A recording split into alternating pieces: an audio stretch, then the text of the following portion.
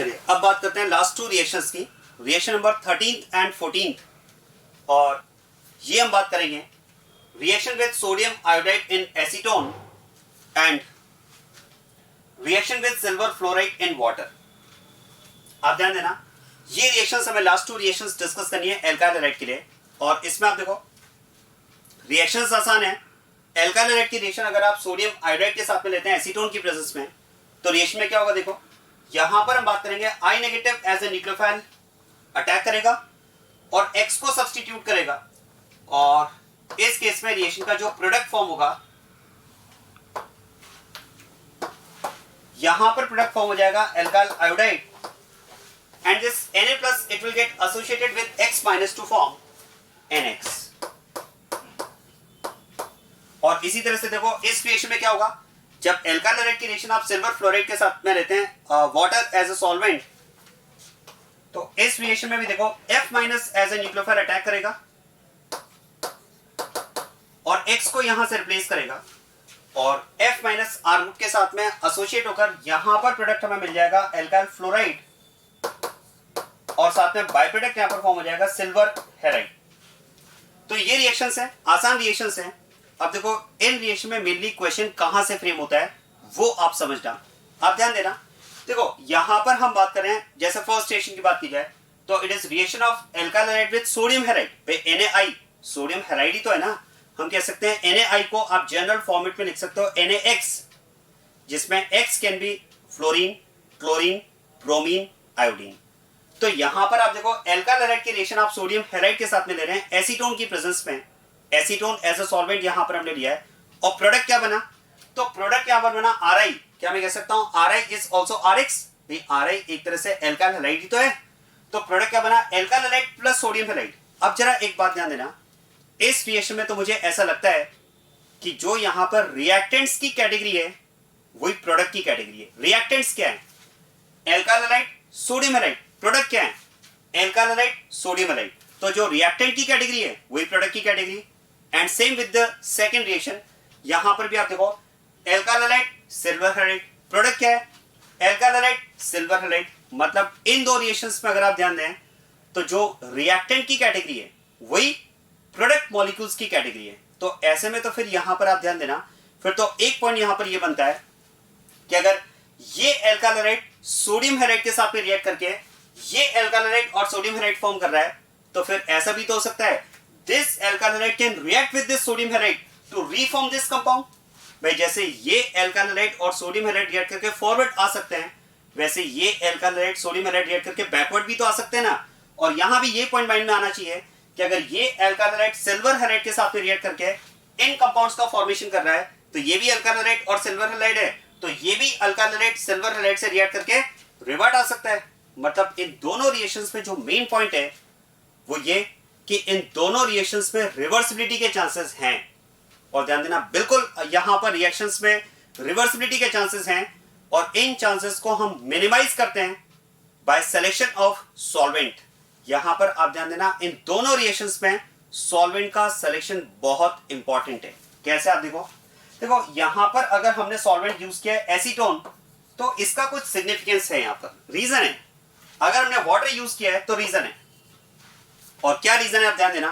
देखो एसीटोन की अगर बात की जाए तो एसीटोन सॉल्वेंट हमने यहां पर इसलिए सेलेक्ट किया है क्योंकि अगर बात की जाए सोडियम हैलाइड की, तो among 4 sodium halides with sodium halides, sodium fluoride, sodium chloride, sodium bromide and sodium iodide, among these 4 sodium halides only sodium iodide is soluble in acetone.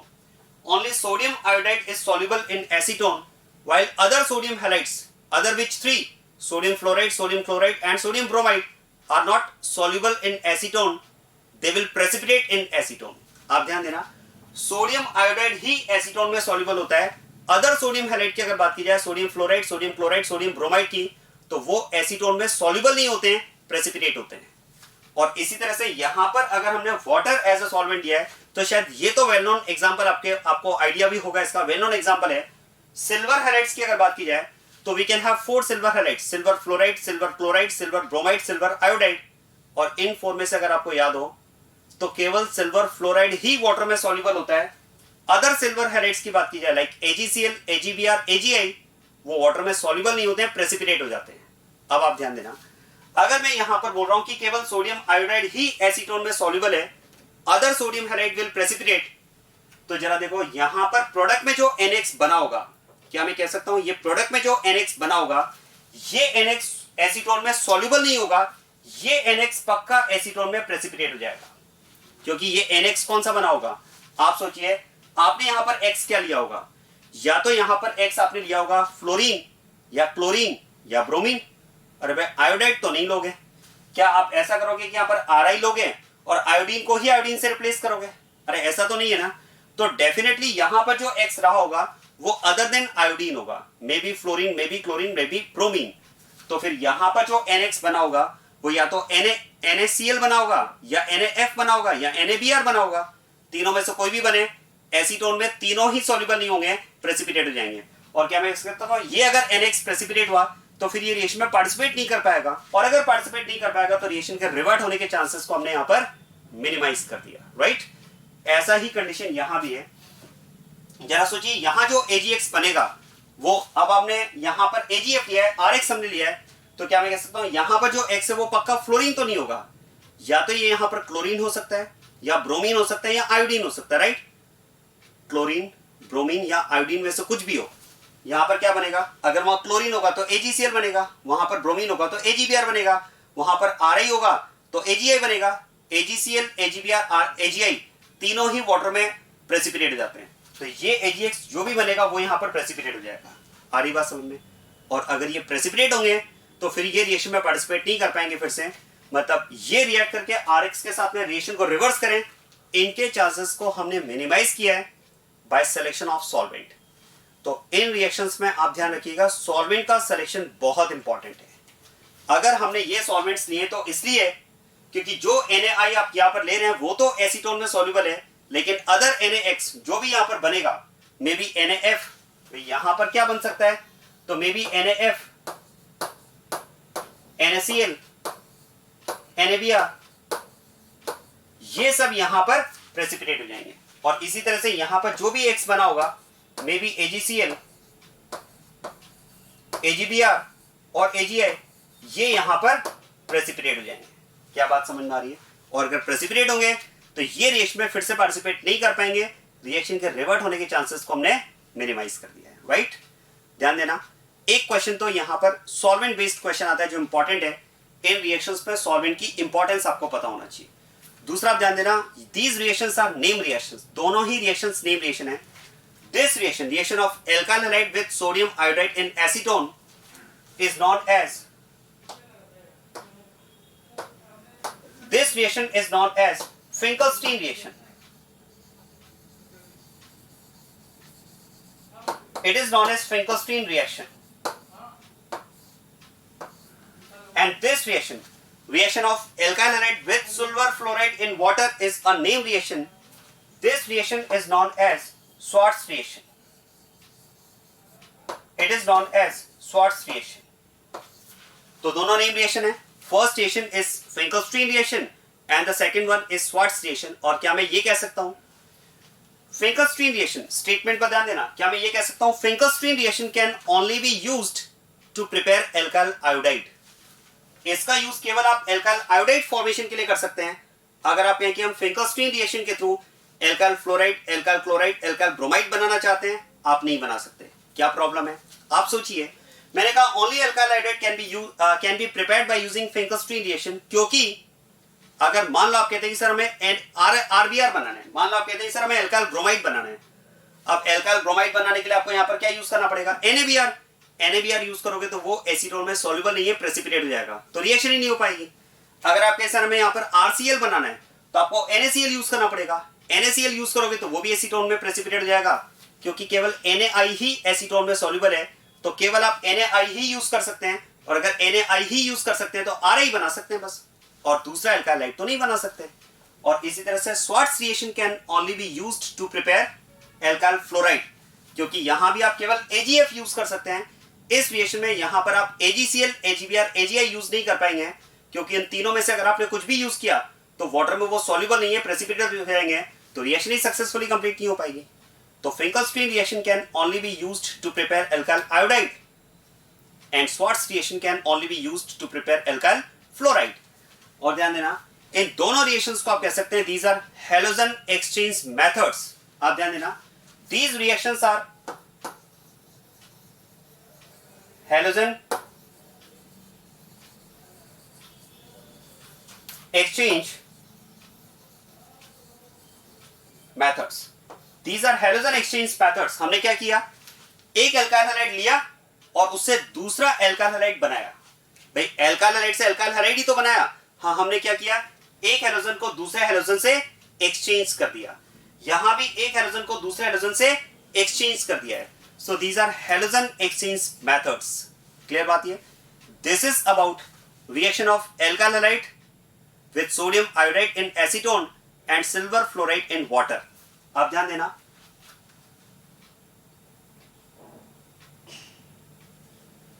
ये जो 14 रिएक्शन का चार्ट था वो चार्ट अब हमने complete कर लिया है.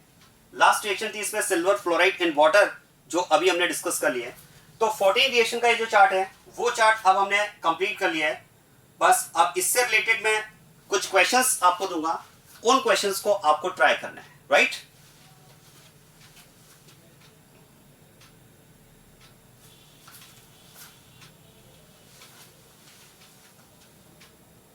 चलिए इस पर बेस्ड कुछ क्वेश्चंस मैं आपको दे रहा हूं, इन क्वेश्चंस को आप ट्राई करना.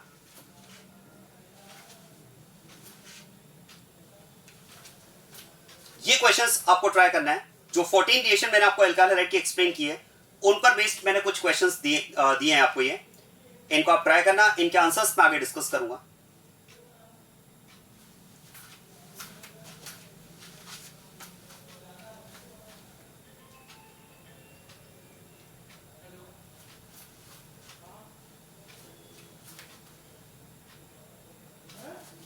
सो this is about reaction of alkyl halide.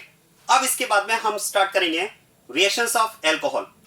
आप याद करें SN2, SN1, SN2, E2 इनके मिक्स्ड एग्जांपल्स हम डिस्कस कर रहे हैं जिसमें एल्काइल हैलाइड की रिएक्शंस, एल्कोहल की रिएक्शंस और ईथर की रिएक्शंस हमें डिस्कस करना थी.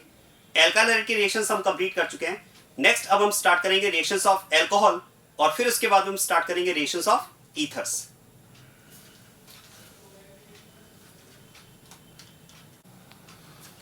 एल्काइल हैलाइड की रिएक्शंस को कंप्लीट करने के बाद में अब हम स्टार्ट कर रहे हैं रिएक्शंस ऑफ एल्कोहल. 3 कंपाउंड्स की रिएक्शंस हमें डिस्कस करना था SN1, SN2 और एलिमिनेशन के लिए, जिसमें alkyl halide, alcohol and ether. Alkyl halide हम कंप्लीट कर चुके हैं, एल्कोहल हम स्टार्ट कर रहे हैं और ये कंप्लीट करने के बाद में फिर हमें डिस्कस करना रहेगा रिएक्शंस ऑफ ईथर्स.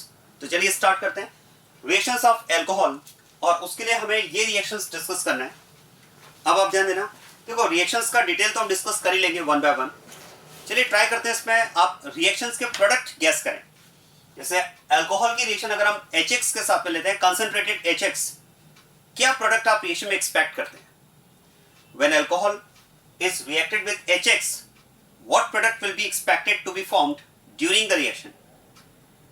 यस, आप ध्यान देना, अल्कोहल की रिएक्शन अगर आप HX के साथ में लेते हैं तो यहां पर रिएक्शन का प्रोडक्ट है, एक्सपेक्टेड प्रोडक्ट है RX, और ये प्रोडक्ट हमें मिलता भी इसमें RX फॉर्मेशन होता है. चलिए इसमें अल्कोहल की रिएक्शन अगर PCl5 के साथ मिली जाए तो क्या प्रोडक्ट आप एक्सपेक्ट करेंगे? Yes, RCl. यहां पर अगर बात की जाए तो इस केस में प्रोडक्ट एक्सपेक्टेड है RCl. Reaction with SOCl2 pyridine, यहां पर क्या प्रोडक्ट आप एक्सपेक्ट करते हैं? Yes, RCl. इस केस में भी प्रोडक्ट RCl एक्सपेक्टेड है. एंड रिएक्शन विद PX3, यहां पर क्या प्रोडक्ट बनना चाहिए? यस, इस केस में प्रोडक्ट फॉर्मेशन एक्सपेक्टेड है RX.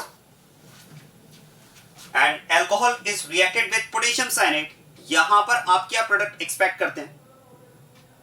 नो, आप ध्यान देना, अगर आप यहां पर सोच रहे हैं कि अल्कोहल की रिएक्शन केसीन के साथ में ली जाए तो प्रोडक्ट हमें यहां पर साइनाइड मिलना चाहिए, RCN बनना चाहिए, तो ध्यान देना ये प्रोडक्ट आप गलत एक्सपेक्ट कर रहे हैं. क्योंकि इस केस में आप ध्यान देना, यहां पर अगर बात की जाए तो आंसर है नो रिएक्शन.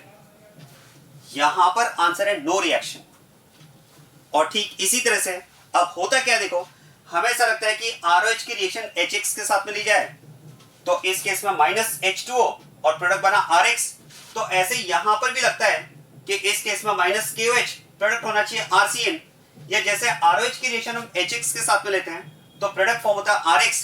तो ऐसा लगता है कि अगर KX के साथ में रिएक्शन ली जाए तो यहां पर भी प्रोडक्ट RX प्लस KOH बनना चाहिए।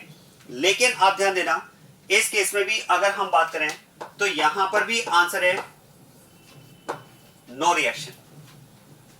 और यही पार्ट इस अल्कोहल की रिएक्शंस का सबसे इंपॉर्टेंट पार्ट है। आप ध्यान देना, देखो इन रिएक्शंस के प्रोडक्ट स्टूडेंट डायरेक्टली गैस कर लेते हैं। जैसा कि मैंने आपसे कहा कि इन रिएक्शंस के प्रोडक्ट आप गैस करें, और मैं मानकर चल रहा हूं कि डेफिनेटली आपने यही प्रोडक्ट एक्सपेक्ट किए होंगे। और अब आप सोचिए, अभी इन रिएक्शंस का हमने कोई डिटेल डिस्कस नहीं किया है, लेकिन डायरेक्ट अगर आप प्रोडक्ट आइडेंटिफाई कर पा रहे हैं तो रिएक्शंस का डिटेल डिस्कस करने के बाद में इन रिएक्शंस में आप कोई मिस्टेक करें ऐसा मुझे नहीं लगता है। जब रिएक्शन को डिस्कस किए बिना ही अगर मोस्टली स्टूडेंट इसके प्रोडक्ट आइडेंटिफाई कर पाते हैं तो डिस्कशन के बाद में इन रिएक्शंस में यूजुअली स्टूडेंट मिस्टेक नहीं करते हैं। मिस्टेक जो करते हैं स्टूडेंट वो यूजुअली यहां पर करते हैं, क्योंकि स्टूडेंट्स को ऐसा लगता है कि इस केस में RCN और यहां पर RX का फॉर्मेशन होना चाहिए, जबकि यहां पर मैं बात कर रहा हूं रिएक्शन नो रिएक्शन। तो ये पार्ट यहां पर इंपॉर्टेंट है और इस बात को हमें समझना होगा कि यहां पर हम नो रिएक्शन की बात क्यों कर रहे हैं। चलिए आप ध्यान देना, देखो KX के साथ में हम बात करें कि रिएक्शन में यहां पर आंसर है नो रिएक्शन। आप ध्यान दीजिएगा, KX के साथ में मैंने कहा रिएक्शन में नो रिएक्शन। लेकिन अगर आप अल्कोहल की रिएक्शन KX के साथ में लेते हैं एसिडिक मीडियम में, ध्यान देना, अल्कोहल की रिएक्शन अगर आप KX के साथ में लेते हैं एसिडिक मीडियम में तो ये रिएक्शन सक्सेसफुली कंप्लीट होती है और इस केस में कंपाउंड फॉर्म होता है RX। और यहीं से आपका कंसेप्ट क्लियर होगा कि अगर मैं बात कर रहा हूं reaction with KX without acidic medium तो यहां पर मैंने बात की नो रिएक्शन की, लेकिन reaction with KX in acidic medium तो प्रोडक्ट है RX। तो क्वेश्चन है विदाउट एसिडिक मीडियम, हमने यहां पर नो रिएक्शंस की बात की है, और अगर इन रिएक्शंस में आप एसिडिक मीडियम लेते हैं तो रिएक्शन सक्सेसफुली कंप्लीट होती है। तो इसका रीजन क्या है, अब आप ध्यान देना। देखो हमें ऐसा लगता है कि जैसे KCN के साथ में रिएक्शन में हम ये एक्सपेक्ट करते हैं कि KCN के साथ रिएक्शन में, क्योंकि KCN आयनिक नेचर का है तो इस केस में साइनेट आयन जो होगा ये हम एक्सपेक्ट करते हैं कि साइनेट आयन यहां पर एज ए न्यूक्लियोफाइल अटैक करना चाहिए और OH को रिप्लेस करके यहां पर RCN का फॉर्मेशन होना चाहिए। और ठीक इसी तरह से यहां भी ऐसा लगता है कि KX में X माइनस यहां पर एज ए न्यूक्लियोफाइल इससे रिएक्ट करना चाहिए और OH को सब्स्टिट्यूट करके यहां पर RX का फॉर्मेशन होना चाहिए। लेकिन आप ध्यान देना, देखो अगर हम ये रिएक्शन एक्सपेक्ट कर रहे हैं कि न्यूक्लियोफाइल यहां पर अल्कोहल को अप्रोच करें और वो OH को रिप्लेस करके प्रोडक्ट बनाए, तो ध्यान देना OH को रिप्लेस करना इतना आसान नहीं है। क्योंकि याद करें न्यूक्लियोफिलिक सब्स्टिट्यूशन में हम बात करते हैं कि न्यूक्लियोफाइल अटैक करते हैं और कंपाउंड से L को वो सब्स्टिट्यूट करता है। भाई कंपाउंड में से L पार्ट सब्स्टिट्यूट होता है, L पार्ट कह सकते हैं या फिर आप कह सकते हैं लीविंग ग्रुप। तो यहां पर हम ये एक्सपेक्ट कर रहे हैं कि न्यूक्लियोफाइल इसमें अटैक करना चाहिए और OH ग्रुप यहां से लीव करना चाहिए। तो ध्यान देना OH ग्रुप को इतना आसानी से सब्स्टिट्यूट नहीं किया जा सकता, because OH group is very bad leaving group. आप ध्यान देना OH ग्रुप को सब्स्टिट्यूट करना न्यूक्लियोफिलिक सब्स्टिट्यूशन रिएक्शन में इसलिए आसान नहीं है क्योंकि OH ग्रुप के लीव करने की टेंडेंसी बहुत कम होती है। इनफैक्ट आप कह सकते हैं OH group is a very very bad leaving group. क्योंकि एक बात सोचिए, देखो अगर आप न्यूक्लियोफिलिक सब्स्टिट्यूशन में ये कह रहे हैं कि कोई न्यूक्लियोफाइल अटैकिंग रिएक्शन, कोई न्यूक्लियोफाइल ऑर्गेनिक सबस्ट्रेट से रिएक्ट करे, वो ऑर्गेनिक सबस्ट्रेट पर अटैक करे, तो वो एज ए न्यूक्लियोफाइल रिएक्शन में पार्टिसिपेट करे, ये तो इंपॉर्टेंट है ही। लेकिन कंपाउंड से जिस पार्ट का सब्स्टिट्यूशन होना है उसमें लीव करने की टेंडेंसी भी होनी चाहिए। अगर उसमें लीव करने की टेंडेंसी नहीं है तो रिएक्शन सक्सेसफुली कंप्लीट नहीं हो पाएगी। बिल्कुल ऐसे ही बात यहां पर भी है कि इस केस में न्यूक्लियोफाइल तो रिएक्ट कर जाएगा, ठीक है, न्यूक्लियोफाइल तो यहां पर इंटरेक्ट करेगा। X माइनस साइनेट आयन की अगर बात की जाए, दीज आर गुड न्यूक्लियोफाइल्स। लेकिन प्रॉब्लम है कि OH ग्रुप इतना आसानी से सब्स्टिट्यूट नहीं किया जा सकता because OH group is a bad leaving group. और ये रीजन है कि यहां पर हमने रिएक्शंस में नो रिएक्शन की बात की। तो क्वेश्चन है फिर एसिडिक मीडियम में ऐसा क्या हुआ कि यहां पर रिएक्शन सक्सेसफुली कंप्लीट हुई है, उसका रीजन है। देखो आप इसे समझना, अगर आप रिएक्शन में एसिडिक मीडियम लेते हैं तो यहां पर न्यूक्लियोफिलिक सब्स्टिट्यूशन से पहले एसिड बेस होगा। न्यूक्लियोफिलिक सब्स्टिट्यूशन से पहले क्या होगा, एसिड बेस होगा। और एसिड बेस रिएक्शन में क्या होगा, देखो अल्कोहल की अगर बात की जाए तो oxygen is having lone pair, oxygen is having lone pair. सबसे पहले क्या होगा देखो, अगर आप एसिडिक मीडियम लेते हैं तो सबसे पहले alcohol as a base proton accept करेगा। सबसे पहले क्या होगा, alcohol as a base proton accept करेगा, ये एसिड बेस रिएक्शन होगी। और अब आप ध्यान देना, अगर alcohol as a base proton accept करता है तो क्योंकि इस केस में ऑक्सीजन अपना लोन पे डोनेट करके प्रोटॉन एक्सेप्ट करेगा, और यहां पर ऑक्सीजन की अगर बात की जाए तो जो ऑक्सीजन यहां पर लोन पे डोनर है वो न्यूट्रल है। Neutral atom after donating electron will acquire positive charge. So after this protonation, after this acid base reaction, this oxygen will acquire positive charge. और अब आप ध्यान देना, अगर इस ऑक्सीजन पर पॉजिटिव चार्ज आया तो फिर तो मैं कह सकता हूं कि अब यहां से OH2+ ये आसानी से लीव कर जाएगा, क्योंकि क्या मैं कह सकता हूं, positively charge group is always a good living group. तो वास्तव में हुआ क्या देखो, अगर हम यहां पर रिएक्शन में एसिडिक मीडियम में रिएक्शन के सक्सेसफुली कंप्लीट होने की बात कर रहे हैं, तो उसका रीजन ये है कि एसिडिक मीडियम में जो OH ग्रुप, जिसे हम बैड लिविंग ग्रुप कह रहे हैं, इन acidic medium this bad leaving group OH group gets converted into a good living group that is OH2+। क्या बात समझ में आ रही है? एसिडिक मीडियम में क्या होगा, जो बैड लिविंग ग्रुप है वो एसिड बेस के थ्रू पहले किस में कन्वर्ट हो जाएगा, गुड लिविंग ग्रुप में कन्वर्ट हो जाएगा। और अब हम बात कर सकते हैं देखो, क्योंकि पॉजिटिवली चार्ज ग्रुप की अगर बात की जाए तो positively charge group is always a good living group. और देखो, मैंने OH ग्रुप को बैड लिविंग ग्रुप क्यों कहा, OH ग्रुप को मैंने बैड लिविंग ग्रुप क्यों कहा, तो इसको आप ऐसे समझ सकते हैं। देखो, हम ही बात करते हैं leaving tendency depends on base strength. Leaving group जितना वीक बेस होगा उतना बेटर लिविंग ग्रुप होगा। अब आप सोचिए यहां पर लीव कौन कर रहा है, तो अल्कोहल में हम ही एक्सपेक्ट कर रहे हैं कि लिविंग ग्रुप इसमें OH होना चाहिए। मैंने कहा OH group is a bad leaving group, क्योंकि जरा आप सोचिए OH- is very strong base. OH- की अगर बात की जाए तो it is very strong base, क्योंकि OH- is conjugate base of water. और क्या मैं कह सकता हूं, water is very weak acid, क्योंकि वाटर बहुत वीक एसिड होता है तो उसका conjugate base OH- strong base होगा।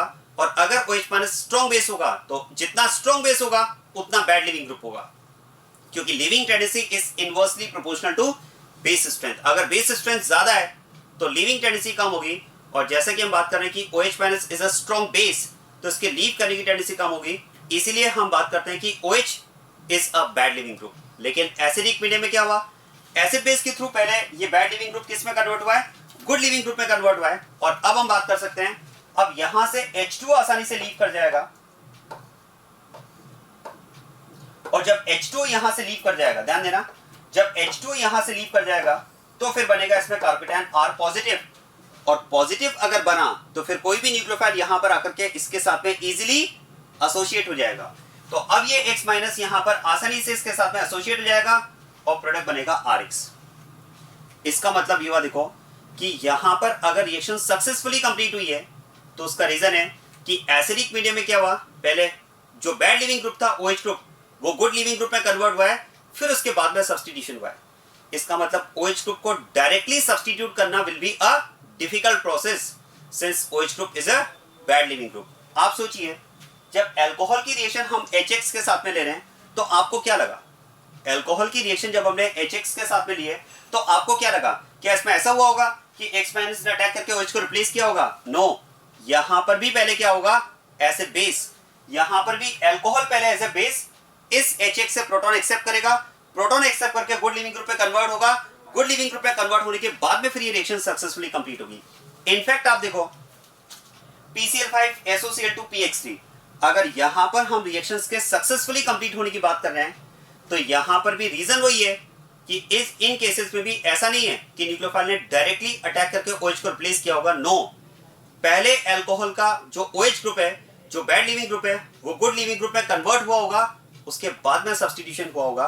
और OH ग्रुप को गुड लिविंग ग्रुप में कन्वर्ट करना है, OH ग्रुप अगर गुड लिविंग ग्रुप में कन्वर्ट होने की हम बात कर रहे हैं तो वो कैसे होगा, थ्रू एसिड बेस। आप सोचिए PCl5 SOCl2 क्या हम बात कर सकते हैं, phosphorus and sulphur and phosphorus, इनके पास वेकेंट ऑर्बिटल है। फास्फोरस एंड सल्फर के पास वेकेंट ऑर्बिटल है, तो पहले क्या हुआ होगा, देखो अल्कोहल का जो ऑक्सीजन है वो पहले अपना लोन पेयर डोनेट करेगा इसके वेकेंट ऑर्बिटल में, फास्फोरस के केस में या SOCl2 के केस में सल्फर को ही अपना लोन पेयर डोनेट करेगा। और आप सोचिए ये जब अपना लोन पेयर डोनेट करेगा तो न्यूट्रल ऑक्सीजन जब अपना लोन पेयर डोनेट करेगा तो बनेगा प्लस, और प्लस बनने के बाद में फिर ये आसानी से लीव कर जाएगा, क्योंकि positively charge group is always a good living group.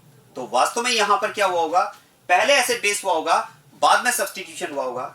और ध्यान देना, अल्कोहल की सब्स्टिट्यूशन रिएक्शंस का यही की कंसेप्ट है। आप कह सकते हैं अल्कोहल की सब्स्टिट्यूशन रिएक्शन का जो पहला स्टेप होगा वो ऑलवेज एसिड बेस होगा, जिसमें अल्कोहल का ऑक्सीजन पहले अपना लोन पेयर डोनेट करेगा एज ए बेस, और लोन पेयर डोनेट करने के बाद में वो गुड लिविंग ग्रुप में कन्वर्ट होगा। गुड लिविंग ग्रुप में कन्वर्ट होने के बाद में सब्स्टिट्यूशन होगा। सो this is very very important concept of substitution reactions of alcohol, that substitution reactions of alcohol involve acid base reaction as the first step reaction. पहले acid base होगा, बाद में substitution होगा। क्या मेरी बात समझ में आ रही है? तो ये आप याद रखिएगा, अल्कोहल की substitution reaction का जो पहला स्टेप होगा वो हमेशा acid base होगा, जिसमें अल्कोहल का ऑक्सीजन पहले अपना लोन पेयर डोनेट करेगा, लोन पेयर डोनेट करके बनेगा पॉजिटिव, और पॉजिटिव बनने के बाद में फिर वो आसानी से लीव करेगा, क्योंकि positively charge group is always a good living group. आ रही बात समझ में? और यहां पर अगर हमने नो रिएक्शंस की बात की है, तो क्योंकि यहां पर एसिडिक मीडियम नहीं है, एसिड नहीं है, तो एसिड बेस पॉसिबल नहीं होगा। एसिड बेस अगर पॉसिबल नहीं होगा तो वो bad leaving group good living group में कन्वर्ट नहीं हो पाएगा, और जब तक OH ग्रुप है तब तक OH ग्रुप को डायरेक्टली सब्स्टिट्यूट करना मुश्किल है। इसलिए हमने यहां पर लिखा नो रिएक्शंस। तो याद रखिएगा, इंपॉर्टेंट है, KCN के साथ में अगर बात की जाए नो रिएक्शन, KX के साथ में अगर बात की जाए no reaction, but if these reactions are carried out in acidic medium the reaction will successfully complete. आ रही बात समझ में? So this is about reactions of alcohol. बस अब मैं यहां पर वन बाय वन रिएक्शन को डिटेल में डिस्कस कर रहा हूं, और इसमें पहले हम बात करेंगे रिएक्शन विद HX।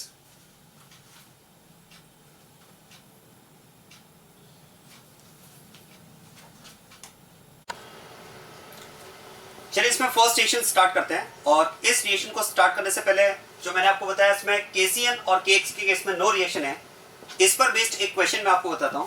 ये क्वेश्चन जेई में पूछा गया क्वेश्चन है, आप ध्यान देना। Butane nitrile can be best prepared bye, आपको इसमें बताना है कि किस रिएक्शन का यूज करके हम ब्यूटेन नाइट्राइल को एक गुड यील्ड के साथ बना सकते हैं। It can be best prepared by. अब आप देखो, फर्स्ट इसमें दिया है propanol is to be reacted with potassium cyanide, और जैसे कि मैंने आपको बताया अल्कोहल की रिएक्शन अगर आप KCN के साथ में कराएंगे तो आंसर है no reaction.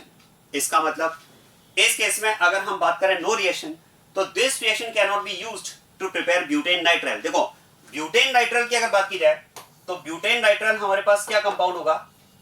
ब्यूट, that is 4 carbon, and nitrile is the suffix that is used for cyanide. तो ये कंपाउंड है ब्यूटेन नाइट्राइल। अब देखो यहां पर ऐसा लगता है कि साइनेडाइन एज ए न्यूक्लियोफाइल अटैक करके OH को रिप्लेस करके ब्यूटेन नाइट्राइल बना देगा, लेकिन जैसे कि मैंने आपको बताया कि इस केस में आंसर है नो रिएक्शन। तो first reaction can not be used to prepare butane nitrile. Second में आपको दिया हुआ इसमें 1 chloropropane is to be reacted with AgCN। अब देखो हेलोजन अगर यहां पर दिया हुआ है तो halogen is a good living group, ये आसानी से लीव कर जाएगा, क्योंकि Cl- is conjugate base of HCl, और HCl की अगर बात की जाए तो HX is considered as a strong acid, तो कॉन्जुगेट बेस वीक बेस होगा, तो ये तो आसानी से लीव कर जाएगा। लेकिन अब आप ध्यान देना, AgCN की अगर बात की जाए तो हैलाइड में मैंने आपको बताया था कि AgCN और KCN की रिएक्शंस में डिफरेंस क्या होता है। KCN is ionic in nature while AgCN is covalent, और याद करो AgCN के केस में साइनेट बनता तो है लेकिन बहुत कम क्वांटिटी में। AgCN के केस में जो मेन प्रोडक्ट मिलता है वो आइसोसाइनेट मिलता है। तो इस रिएक्शन से भी हम साइनेट फॉर्मेशन को बेस्ट प्रिपरेशन तो नहीं बोल सकते हैं, क्योंकि साइनेट तो बहुत कम क्वांटिटी में बनेगा, वो तो साइड प्रोडक्ट बनेगा। मेन प्रोडक्ट तो AgCN में बनता है आइसोसाइनेट। थर्ड ऑप्शन में आपको दिया है again 1 chloropropane, and now it is to be reacted with potassium cyanide. ये रिएक्शन सक्सेसफुली कंप्लीट होगी, और इस केस में प्रोडक्ट साइनेट आपको मेजर प्रोडक्ट मिलेगा, क्योंकि याद करें KCN एंड AgCN में ये डिफरेंस मैंने आपको बताया था। AgCN is covalent in nature and KCN is आयनिक, तो यहां पर तो फ्री साइनेडाइन होगा, वो एज ए न्यूक्लियोफाइल अटैक करके मेनली साइनेट बनाएगा। So the question is butane nitrile can be best prepared bye, answer है थर्ड ऑप्शन। फर्स्ट क्यों नहीं? क्योंकि यहां पर है नो रिएक्शन। सेकंड क्यों नहीं? क्योंकि इसमें मेन प्रोडक्ट साइनेट नहीं आइसोसाइनेट बनेगा। आंसर हमने यहां पर लिया है थर्ड ऑप्शन। चलिए अब मैं बात करता हूं reaction number first, that is reaction of alcohol with HX। ये रिएक्शन स्टार्ट करते हैं, और ध्यान देना देखो अल्कोहल की रिएक्शन अगर आप HX के साथ में लेते हैं तो जो नेट प्रोसेस होगा, जो नेट रिएक्शन होगी, आप रिएक्शन का शॉर्टकट ये यूज कर सकते हैं। ओवरऑल रिएक्शन में यहां पर -H2 होगा और इस -H2 के साथ में यहां पर कंपाउंड फॉर्म होगा RX plus H2O will be formed as byproduct. ये इसमें ओवरऑल रिएक्शन है। अब रिएक्शन का मैकेनिज्म क्या होगा, तो जैसा मैंने आपको बताया, देखो अल्कोहल की सब्स्टिट्यूशन रिएक्शन का जो की कंसेप्ट है वो यही की कंसेप्ट है कि first step of the reaction is acid base. पहले अल्कोहल में एसिड बेस होगा, जो OH group bad leaving group है वो गुड लिविंग ग्रुप में कन्वर्ट होगा, देन सब्स्टिट्यूशन। तो यहां पर भी क्या होगा, देखो पहले इसमें HX के साथ में रिएक्शन होगी एसिड बेस, और एसिड बेस में हम बात करेंगे यहां पर alcohol as a base will accept proton from the acid HX। सबसे पहले यहां पर alcohol as a base proton accept करेगा, मतलब एक तरह से आप कह सकते हैं अल्कोहल पर प्रोटॉन ऐड होगा, या फिर आप कह सकते हैं there will be protonation of alcohol. और इस प्रोटोनेशन प्रोसेस में क्योंकि ऑक्सीजन अपना लोन पेयर डोनेट करेगा, और जब न्यूट्रल ऑक्सीजन अपना लोन पेयर डोनेट करेगा तो बनेगा प्लस। और अब आप कह सकते हैं देखो एसिड बेस के थ्रू अब यहां पर लीविंग ग्रुप चेंज हो चुका है। Now the leaving group is not OH, the leaving group is H2O plus, and H2O plus की अगर बात की जाए तो that is a good living group, because positively charge group is always a good living group. ये अब आसानी से लीव कर जाएगा, और इसके लीव करने के साथ में बनेगा यहाँ पर कार्बेटाइन। बस अब यहां पर हम बात कर सकते हैं कि जो X माइनस यहां से सेपरेट हुआ था वो एज ए न्यूक्लियोफाइल ऐड हो जाएगा, और इसके एज ए न्यूक्लियोफाइल ऐड होने के साथ में यहां पर हमें फाइनली प्रोडक्ट मिल जाएगा RX। So this is how RX will be formed by the reaction of alcohol with concentrated HX। इस तरह से रिएक्शन कंप्लीट होगी। अब जरा मुझे आप बताएं इस मैकेनिज्म को देख करके कि इस रिएक्शन में कौन सा स्टेप इसका रेट डिटरमाइनिंग स्टेप होगा, RDS कौन सा स्टेप होगा, क्योंकि रिएक्शन यहां पर आप कह सकते हैं 3 स्टेप्स में कंप्लीट हुई है। पहले प्रोटोनेशन हुआ, फिर इंटरमीडिएट कार्बेटाइन बना, और फिर प्रोडक्ट RX बना। So which step of the reaction will be rate determining step, क्या लगता है आपको? आप ध्यान देना, मैं आपको बताता हूं। देखो क्या मैं कह सकता हूं जो रिएक्शन का स्लोएस्ट स्टेप होगा वो RDS होगा, और अगर आप यहां पर इन 3 स्टेप्स में स्लोएस्ट स्टेप की बात करें तो it will be second step. आप ध्यान दीजिएगा, यहां पर अगर बात की जाए तो second step of the reaction is RDS, क्योंकि जरा देखो यहां पर देखो फर्स्ट स्टेप में अगर आप देखेंगे तो oxygen is donating its lone pair to accept proton, and in this process although oxygen becomes positively charged but still its octet is complete. हालांकि देखो पहले स्टेप में ऑक्सीजन ने अपना लोन पेयर डोनेट किया और इससे प्लस बनाए, लेकिन फिर भी अगर आप ध्यान दें तो यहां पर ऑक्सीजन का ऑक्टेट तो स्टिल कंप्लीट है, क्योंकि ऑक्सीजन की अगर बात की जाए तो इट हैज 2 लोन पेयर्स। अगर ये अपना एक लोन पेयर डोनेट भी कर देगा तो still 1 lone pair is available on oxygen, and with this lone pair and 3 bond pairs octet is still complete. लेकिन सेकंड स्टेप में क्या हो रहा है, H2O लीव करने के साथ में कार्बेटाइन बना, और क्या हम बात कर सकते हैं कार्बेटाइन में कार्बन का ऑक्टेट इनकम्प्लीट होता है। और थर्ड स्टेप में अगर बात की जाए तो X माइनस कार्बेटाइन को अपना इलेक्ट्रॉन डोनेट करके RX बॉन्ड फॉर्मेशन कर रहा है, मतलब यहां पर कार्बेटाइन हेलाइड आयन से इलेक्ट्रॉन एक्सेप्ट करके अपना ऑक्टेट फिर से कंप्लीट कर रहा है।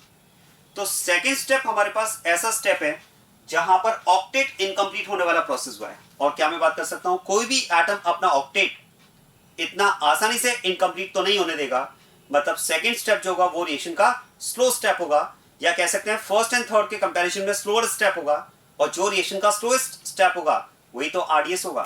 तो यहां पर हम बात कर सकते हैं रिएक्शन का सेकंड स्टेप RDS है।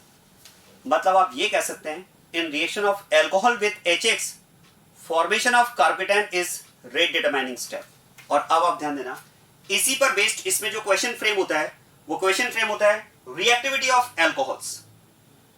अगर आपको डिफरेंट अल्कोहल्स गिवन हो और उनका रिएक्टिविटी कंपैरिजन करना हो तो कंपैरिजन का बेसिस क्या होगा, आप बिल्कुल इसको रिलेट करें GOC1 से। GOC1 में मैंने आपको कुछ कंपाउंड्स के रिएक्टिविटी कंपैरिजन बताए थे उनकी पर्टिकुलर रिएक्शंस के लिए, और याद करें रिएक्टिविटी कंपैरिजन के लिए हम बात करते हैं RDS की। जरा देखो यहां पर हम बात कर सकते हैं formation of carbocation is RDS, तो क्या मैं कह सकता हूं ये कार्बेटाइन जितना जल्दी बनेगा रिएक्शन का रेट उतना हाई होगा, और कार्बेटाइन जल्दी बने, कार्बेटाइन के बनने की टेंडेंसी ज्यादा हो, इसके लिए कार्बेटाइन कैसा होना चाहिए, स्टेबल या लेस स्टेबल? स्टेबल होना चाहिए। क्या मैं कह सकता हूं कार्पेटाइन जितना स्टेबल होगा इसका बनना उतना आसान होगा, इसको फॉर्मेशन उतना इजी होगा, इसके फॉर्मेशन की टेंडेंसी उतनी ज्यादा होगी। या आप ये भी कह सकते हैं ये कार्पेटाइन जितना ज्यादा अनस्टेबल होगा, आप ऐसा भी बोल सकते हैं ये कार्पेटाइन जितना ज्यादा अनस्टेबल होगा इसका फॉर्मेशन उतना स्लो होगा, और इसका फॉर्मेशन स्लो होने का मतलब रिएक्शन की रेट कम होगी। तो अगर आप चाहते हैं कि कार्पेटाइन का फॉर्मेशन जल्दी हो, ये कार्पेटाइन आसानी से बने, तो कार्पेटाइन स्टेबल होना चाहिए। मतलब यहां पर हम कह सकते हैं reactivity of alcohol is directly proportional to stability of respective carbocation are positive. याद करें इस तरह के रिलेशन, इस तरह के क्वेश्चंस, इस तरह की प्रोफाइल हमने जीओसी 1 में भी डिस्कस की है। Reactivity of compound directly proportional to stability of intermediate, since here it is also formation of intermediate is rate determining step. Clear हो रही बात ये? उसके बाद में देखो इसमें क्वेश्चन ये भी बनता है कि अगर आपको डिफरेंट एचएक्स रिएक्शन में दिए जाएं, डिफरेंट एचएक्स अगर आपको रिएक्शन में दिए जाएं तो डिफरेंट एचएक्स का रिएक्टिविटी ऑर्डर क्या होगा। अब जरा ध्यान देना, मैंने आपसे कहा देखो अल्कोहल की सब्स्टिट्यूशन रिएक्शन का जो सबसे पहला स्टेप होता है वो एसिड बेस होता है, क्योंकि विदाउट एसिड बेस तो अल्कोहल में हम सब्स्टिट्यूशन रिएक्शन की बात ही नहीं कर पाएंगे, क्योंकि जब तक OH ग्रुप जो कि बैड लिविंग ग्रुप है गुड लिविंग ग्रुप में कन्वर्ट नहीं होगा हम उसमें डायरेक्ट सब्स्टिट्यूशन की बात नहीं कर सकते, राइट। तो ऐसे में आप सोचिए यहां पर अगर आप ध्यान दें तो एसिड बेस में क्या हो रहा है, HX एज एन एसिड अपना प्रोटॉन डोनेट कर रहा है, और HX अगर एज एन एसिड अपना प्रोटॉन डोनेट कर रहा है, ये अगर एसिड बेस रिएक्शन है तो क्या मैं कह सकता हूं फिर तो among 4 HX HF HCl HBr HI सबसे स्ट्रॉन्ग एसिड होगा, और अगर HI सबसे स्ट्रॉन्ग एसिड होगा, होता है down the group acidic strength increase होती है, तो HI सबसे स्ट्रॉन्ग एसिड होगा तो वो सबसे आसानी से प्रोटॉन देगा, उस केस में यहां पर प्रोटोनेशन सबसे आसानी से होगा। ये बात समझ में आ रही है? तो फिर तो हम कह सकते हैं देखो कि HI will be most reactive among all HX, क्योंकि ये सबसे स्ट्रॉन्ग एसिड है सभी HX में। HF HCl HBr HI में हम बात करते हैं down the group acidic strength increase होती है, तो HI सबसे स्ट्रॉन्ग एसिड है। आप कह सकते हैं जो अल्कोहल की सब्स्टिट्यूशन रिएक्शन के लिए डिमांड है एसिड बेस्ड रिएक्शन, उस एसिड बेस्ड रिएक्शन की डिमांड को HI सबसे अच्छे से फुलफिल कर पाएगा, क्योंकि HI सबसे स्ट्रॉन्ग एसिड है, सबसे आसानी से प्रोटॉन देगा। और देखो अल्कोहल का प्रोटोनेशन होना ये तो सब्स्टिट्यूशन रिएक्शन की प्राइम रिक्वायरमेंट है, क्योंकि जब तक अल्कोहल एसिड बेस में पार्टिसिपेट नहीं करेगा OH ग्रुप को डायरेक्ट सब्स्टिट्यूट करना डिफिकल्ट होगा। उसके बाद में अगर बात की जाए तो रिएक्टिविटी ऑर्डर में हम बात कर सकते हैं HBr HCl, ये यहां पर HX का रिएक्टिविटी के लिए डिक्रीजिंग ऑर्डर है व्हेन रिएक्टेड विद अल्कोहल। अब एक बात ध्यान देना, देखो यहां पर अगर आप ध्यान दें तो हम जब HX की बात करते हैं तो हमारे पास 4 HX होते हैं, HF HCl HBr HI, लेकिन अगर आप ध्यान दें तो यहां पर मैंने ओनली 3 HX को यहां पर मेंशन किया है, मैंने यहां पर ऑर्डर में HF नहीं लिया है। उसका रीजन है देखो HF की अगर बात की जाए तो क्या मैं कह सकता हूं HF तो सबसे वीक एसिड होगा भाई, HF HCl HBr HI में HF सबसे वीक एसिड होगा, और वास्तव में यहां पर ऑर्डर में मैंने HF इसलिए नहीं लिया है क्योंकि अगर आप यहां पर HF लेंगे तो अल्कोहल के साथ में एसिड बेस रिएक्शन ही फिजिबल नहीं होगी। अगर आप यहां पर HF लेंगे तो अल्कोहल के साथ में एसिड बेस रिएक्शन ही फिजिबल नहीं होगी, और आप सोचिए जब तक एसिड बेस नहीं होगा हम सब्स्टिट्यूशन रिएक्शन की बात कैसे करेंगे। इसीलिए इस ऑर्डर में से HF को तो हमने हटा ही दिया है। इवन आप देखो HCl के साथ में भी अगर रिएक्शन की बात करें तो HCl के साथ में भी रिएक्शन प्रैक्टिकली फिजिबल हो, इसके लिए कुछ कंडीशन है। वास्तव में अगर मैं बात करूं कि अल्कोहल की HX के साथ में रिएक्शन में विदाउट कंडीशन अनकंडीशनल रिएक्शन की अगर बात की जाए तो अनकंडीशनल रिएक्शन है HI और HBr के साथ में, क्योंकि HI और HBr are strong acids, so the first step will successfully complete when alcohol reacts with HI और HBr। वास्तव में HI और HBr तो स्ट्रॉन्ग एसिड्स हैं, इनकी अल्कोहल के साथ में जो एसिड बेस्ड रिएक्शन है वो बहुत आसानी से कंप्लीट होती है, सक्सेसफुली कंप्लीट होती है। हमने HF को तो इसलिए हटा दिया क्योंकि HF सभी HX में सबसे वीक एसिड है, अल्कोहल के साथ में HF की एसिड बेस्ड रिएक्शन फिजिबल ही नहीं होती है। और HCl की भी अगर बात की जाए तो ध्यान देना, HCl की भी अगर हम बात करें तो वास्तव में HCl के साथ में रिएक्शन प्रैक्टिकली फिजिबल हो, इसकी कुछ कंडीशन है। मतलब अल्कोहल की HX के साथ में अगर मैं रिएक्शन की बात करूं तो in case of HI it is unconditional reaction, in case of HBr again it is unconditional reaction, but in case of HCl it is conditional. और HF को तो मैंने हटा ही दिया है, क्योंकि अगर आप यहां पर HF ले लोगे तो अल्कोहल के साथ में एसिड बेस ही फिजिबल नहीं होगा। अब मैंने कहा भाई HCl के साथ में रिएक्शन जो है वो कंडीशनल है, HCl के साथ में रिएक्शन जो है वो कंडीशनल है। ध्यान देना, HI और HBr के केस में मैंने आपसे कहा कि रिएक्शन इज अनकंडीशनल।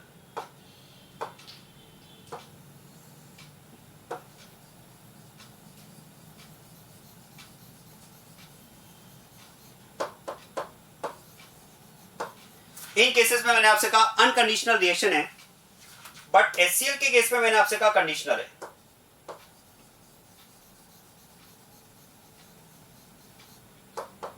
HCl के केस में मैंने आपसे कहा कि अल्कोहल की HCl के साथ में रिएक्शन कंडीशनल है, और HF को तो मैंने हटा ही दिया है, क्योंकि अल्कोहल की HF के साथ में जो एसिड बेस रिएक्शन है वो फिजिबल ही नहीं होगी।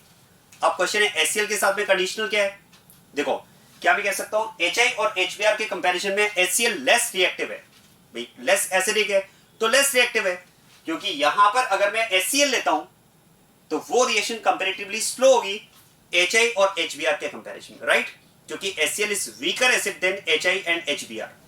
अब होता क्या, देखो HCl के केस में रिएक्शन प्रैक्टिकली फिजिबल हो, इसके लिए मैंने कहा रिएक्शन कंडीशनल है। बोले कंडीशन क्या है, दो कंडीशन है, दोनों में से कोई भी एक कंडीशन फुलफिल होनी चाहिए, और उनमें से ध्यान देना पहली कंडीशन ये, क्योंकि यहां पर अगर बात की जाए तो HCl इन 3 में सबसे कम रिएक्टिव है, तो HCl के साथ में अल्कोहल की रिएक्शन प्रैक्टिकली फिजिबल हो, इसके लिए फिर हम चाहेंगे कि जो अल्कोहल हम यूज कर रहे हैं वो हाईली रिएक्टिव होना चाहिए। भाई हमने कहा HCl कंपैरेटिवली लेस रिएक्टिव है, तो अगर HCl अगर हमने HX जो लिया है वो अगर लेस रिएक्टिव है तो हम चाहेंगे कि कम से कम फिर अल्कोहल तो रिएक्टिव हो, भाई कम से कम कोई एक तो रिएक्टिव हो ना, तब तो रिएक्शन प्रैक्टिकली फिजिबल होगी। तो अगर आप यहां पर HI और HBr ले रहे हैं तो HI HBr खुद हाईली रिएक्टिव हैं, तो ऐसे में कोई कंडीशन नहीं है। मैंने कहा अनकंडीशनल रिएक्शन, बट HCl क्योंकि ये यहां पर लेस रिएक्टिव है, तो ऐसे में हमने कहा भाई इसके साथ में रिएक्शन कंडीशनल होगी, और इसमें पहली कंडीशन ये कि जो अल्कोहल हम ले रहे हैं वो हाईली रिएक्टिव होना चाहिए। तो हम कह सकते हैं कि अल्कोहल अगर हाईली रिएक्टिव हुआ तो HCl लेस रिएक्टिव होते हुए भी उसके साथ में रिएक्शन सक्सेसफुली कंप्लीट कर पाएगा। अब हमने कहा भाई अल्कोहल हाईली रिएक्टिव होना चाहिए, तो क्वेश्चन है जो भी अल्कोहल रिएक्शन में गिवन होगा हमें कैसे पता चलेगा कि वो हाईली रिएक्टिव है या नहीं है। देखो कैसे पता चलेगा या हाईली रिएक्टिव या लेस रिएक्टिव, ये तो रिलेटिव है भाई, ये तो रिलेटिव है, इसके लिए कोई रेफरेंस होना चाहिए, और इसके लिए मैं आपको रेफरेंस देता हूं। मैंने आपसे कहा कि इन रिएक्शन विद HCl इधर alcohol should be highly reactive, तो उसके लिए रेफरेंस है 3 डिग्री अल्कोहल, क्योंकि अभी अभी हमने कहा reactivity alcohol is directly proportional to stability of respective carpet. क्या मैं कह सकता हूं 3 डिग्री अल्कोहल के करस्पॉन्डिंग कार्पेट आसानी से बनेगा, क्योंकि 3 डिग्री अल्कोहल के करस्पॉन्डिंग बनने वाला जो 3 डिग्री कार्पेट होगा वो स्टेबल होगा। तो इसके लिए हमने कहा या तो अल्कोहल हाईली रिएक्टिव हो, ये कंडीशन हमारी फुलफिल हो जाए, और अगर अल्कोहल हाईली रिएक्टिव नहीं है तो HCl के साथ में रिएक्शन प्रैक्टिकली फिजिबल हो, इसके लिए हमें रिएक्शन में एनहाइड्रस जिंक क्लोराइड मिक्स करना पड़ेगा। ध्यान देना, दो कंडीशंस मैं आपको दे रहा हूं, दोनों में से कोई भी एक कंडीशन फुलफिल होना जरूरी है। या तो अल्कोहल हाईली रिएक्टिव ले लो, बोले हाईली रिएक्टिव कितना, 3 डिग्री अल्कोहल इसका रेफरेंस है, और अगर आप अल्कोहल हाईली रिएक्टिव नहीं ले रहे हैं तो आप रिएक्शन में एनहाइड्रस जिंक क्लोराइड मिक्स कर दो, तो रिएक्शन HCl के साथ में प्रैक्टिकली फिजिबल होगी। आप ध्यान देना, in reaction with HCl either alcohol should be highly reactive। मैंने क्या कहा, या तो अल्कोहल हाईली रिएक्टिव हो, और उसके लिए मैं रेफरेंस लिख रहा हूं 3 डिग्री अल्कोहल, और the reaction is carried out in presence of anhydrous zinc chloride, और the reaction is carried out in presence of anhydrous zinc chloride। दोनों में से कोई भी एक कंडीशन फुलफिल होना जरूरी हो।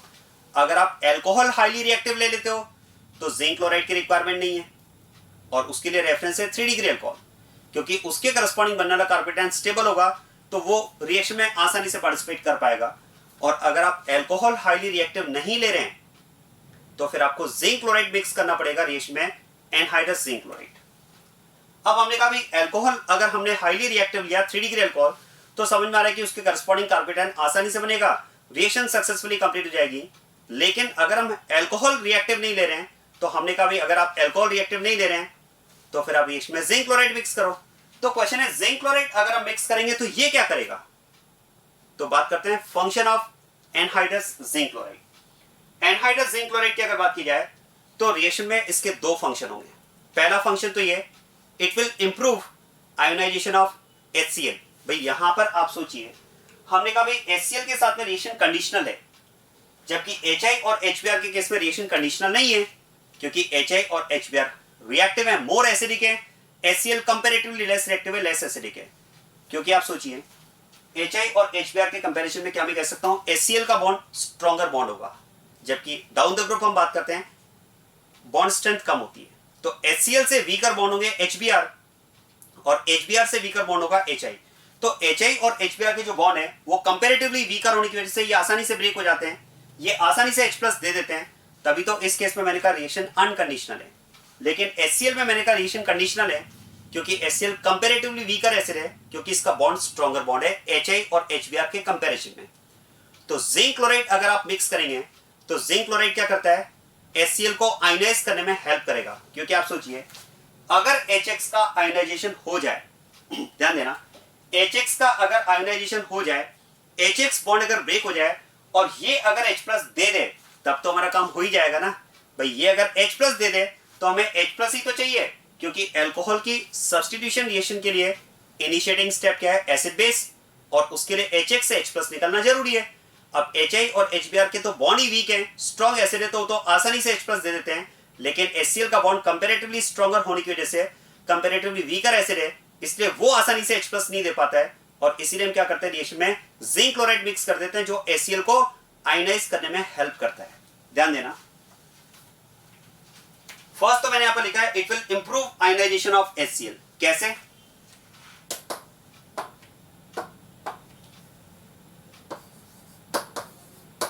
Zinc chloride will react with HCl। Zinc chloride जो है वो HCl के साथ में रिएक्ट करता है। ध्यान देना, देखो जिंक क्लोराइड की अगर बात की जाए तो it is a Lewis acid. Zinc chloride is Lewis acid. क्या मैं कह सकता हूं लुईस एसिड जो होते हैं वो लोन पेयर एक्सेप्टर होते हैं, होता है Lewis acid is lone pair acceptor. तो होता क्या, देखो जैसे ही HCl के कांटेक्ट में आएगा, Cl के पास लोन पेयर है, और लुईस एसिड की अगर बात की जाए तो Lewis acid lone pair acceptor होते हैं। जैसे ही HCl से इंटरेक्ट करेगा Cl से लोन पेयर लेकर के यहां पर बॉन्ड फॉर्मेशन स्टार्ट कर देगा, और जैसे ही ये as a Lewis acid chlorine से लोन पेयर एक्सेप्ट करके बॉन्ड बनाना स्टार्ट करेगा, H और Cl में EN डिफरेंस क्रिएट होगा, और EN डिफरेंस क्रिएट होने के साथ में ये बॉन्ड ब्रेक होना स्टार्ट हो जाएगा। और इस तरह से क्या होगा, देखो इस बॉन्ड के ब्रेक होने के साथ ये तो बनेगा H+, और ये इसके साथ में बॉन्ड फॉर्मेशन के साथ में बन जाएगा ZnCl3-। इस तरह से हम बात करते हैं कि जिंक क्लोराइड क्या करेगा HCl को आयोनाइज करने में, इसके बॉन्ड को ब्रेक करने में हेल्प करेगा। और आप सोचिए अगर इसकी प्रेजेंस में HCl आयोनाइज होकर हमें H+ मिल जाए तो H+ ही तो हमें चाहिए रिएक्शन को इनिशिएट करने के लिए, क्योंकि यही तो हमारी रिक्वायरमेंट है कि अल्कोहल का प्रोटोनेशन हो, इसके लिए H+ होना चाहिए। और उस H+ की सप्लाई को कौन बढ़ा रहा है, zinc chloride, by improving ionisation of HCl। आया समझ में ये? तो इस तरह से हम बात करते हैं कि रिएक्शन में अगर आप जिंक क्लोराइड मिक्स करेंगे तो ये HCl को आयोनाइज करके रिएक्शन में प्रोटॉन की सप्लाई बढ़ा देगा, जिससे अल्कोहल का एसिड बेस बढ़ जाएगा। और सेकंड आप ध्यान देना, एक और फंक्शन है, देखो हमने यहां पर एनहाइड्रस जिंक क्लोराइड लिया है।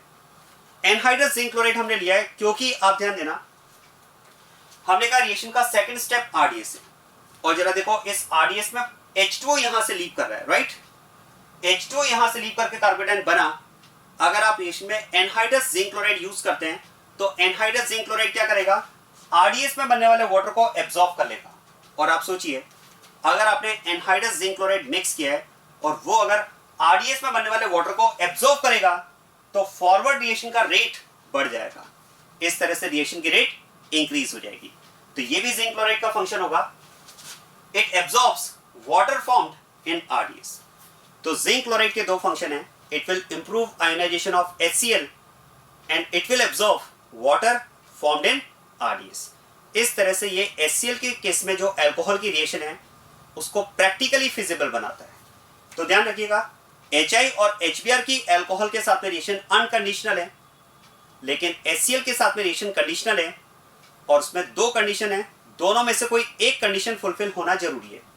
या तो अल्कोहल आप हाईली रिएक्टिव लो, उसका रेफरेंस है 3 डिग्री अल्कोहल, और अगर आप अल्कोहल हाईली रिएक्टिव नहीं ले रहे हैं तो फिर आप रिएक्शन में जिंक क्लोराइड मिक्स करो, तो फिर ये रिएक्शन सक्सेसफुली कंप्लीट होगी। और HF को तो हमने हटा ही दिया है, क्योंकि जब HCl में ही प्रॉब्लम है और हमने कहा HCl के केस में रिएक्शन कंडीशनल है, तो HF की रिएक्टिविटी तो और भी कम है। HF के साथ में तो अल्कोहल की एसिड बेस रिएक्शन फिजिबल ही नहीं हो पाती है, इसलिए HF को तो हम ऑर्डर में इंक्लूड ही नहीं करते। क्लियर होगी बात ये? और ध्यान देना, ये जो मैंने पॉइंट आपको बताया, इस पर based question all India PMT में आ चुका है। मैं आपको बताता हूं क्वेश्चन किस तरह से आया था। क्वेश्चन था which of the following reaction is feasible. आप ध्यान देना, इस तरह से क्वेश्चन आया था, which of the following reaction is feasible. उसमें 4 रिएक्शंस दी हुई थी, उनमें हमें बताना था कौन कौन सी रिएक्शन फिजिबल है। पहली reaction, reaction of alcohol with HCl, reaction of alcohol with HCl in presence of zinc chloride, feasible. Reaction of 1 degree alcohol, ध्यान देना, reaction of 1 degree alcohol with HCl in presence of zinc chloride, feasible. Reaction of 2 degree alcohol with HCl in presence of zinc chloride, feasible. Reaction of 3 degree alcohol with HCl without zinc chloride. अब आप सोचिए, अगर 3 degree alcohol ले लिया तो zinc chloride की reaction की requirement नहीं है, जिंक क्लोराइड की रिएक्शन में रिक्वायरमेंट नहीं है। तो पहला ऑप्शन था 1 degree alcohol HCl zinc chloride. अब जिंक क्लोराइड इसलिए जरूरी है क्योंकि 1 डिग्री अल्कोहल है, तो feasible. 2 degree alcohol HCl zinc chloride, यहां भी 2 डिग्री है तो जिंक क्लोराइड चाहिए, feasible. 3 degree alcohol HCl without zinc chloride, feasible, क्योंकि 3 डिग्री है तो जिंक क्लोराइड की रिक्वायरमेंट नहीं है। और एक चौथा ऑप्शन था, चौथा एक रिएक्शन गिवन थी, fourth, 1 degree alcohol HCl without zinc chloride, not feasible, क्योंकि अगर 1 डिग्री अल्कोहल है तो विदाउट जिंक क्लोराइड रिएक्शन नहीं हो पाएगी। विदाउट जिंक क्लोराइड तो हम रिएक्शन की बात तभी करेंगे जब अल्कोहल हाईली रिएक्टिव हो, और उसके लिए रेफरेंस है 3 डिग्री। तो इन 4 में से पहली 3 फिजिबल है, चौथी रिएक्शन फिजिबल नहीं होगी। इस तरह का क्वेश्चन एग्जाम में पूछा गया है। क्लियर बात ये? तो ये HCl में जिंक क्लोराइड का फंक्शन रहेगा। अब आप ध्यान देना, देखो इसका मतलब ये हुआ कि अगर आप अल्कोहल की रिएक्शन HCl के साथ में लेते हैं तो या तो हमने कहा अल्कोहल हाईली रिएक्टिव होना चाहिए, या फिर रिएक्शन के प्रैक्टिकली फिजिबल बनाने के लिए आपको क्या करना पड़ेगा, जिंक क्लोराइड उसमें मिक्स करना होगा। और ध्यान देना, अगर आप अल्कोहल की रिएक्शन HCl के साथ में लेते हैं जिंक क्लोराइड की प्रेजेंस में, तो इस कॉम्बिनेशन से रिलेटेड कुछ पॉइंट्स मैं आपको बताने जा रहा हूं, बहुत ही इंपॉर्टेंट है। कॉम्बिनेशन क्या है? Reaction of alcohol with HCl in presence of zinc chloride. ये कॉम्बिनेशन वेरी वेरी इंपॉर्टेंट।